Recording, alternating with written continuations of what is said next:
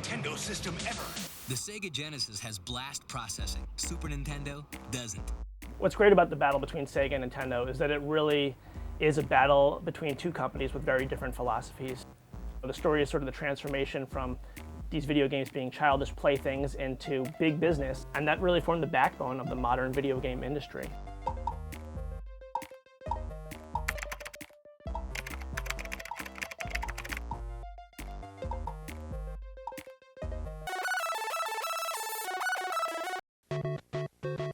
Sega knew that they needed what they called a Mario killer, so they held an internal mascot contest, and this resulted in all sorts of bunnies, bears, little eggs, and one of the characters, the one that won, was a hedgehog named Sonic.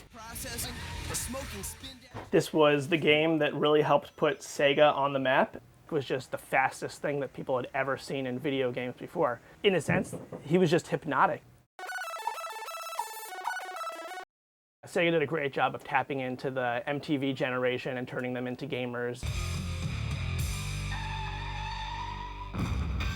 They were always trying to challenge consumers and take them to this next level, whether it was offering 16 bits when Nintendo offered 8. They really sort of created the Hollywoodization of the video game industry with release dates and teasers and this big lead up to these launches, and then, making it seem like these were big must-have titles that you have to go on opening day to see.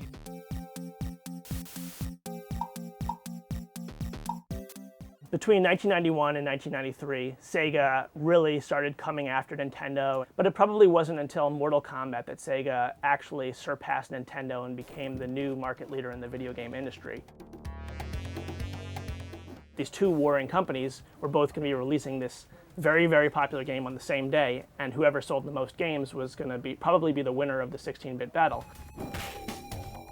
Nintendo, sort of adhering to their family-friendly, wholesome image, decided to censor the game and remove the blood. Not only did Sega outsell Nintendo 5-1 and become the leaders of the video game market, but interestingly, Nintendo got thousands of angry letters from parents. As much as it is the story about Sega and Nintendo and the battle for this specific console generation, it was the transition and evolution from video games as this wild, wild west industry with no rules and anything goes mentality into sort of what we have today, where video games have become a mainstream activity.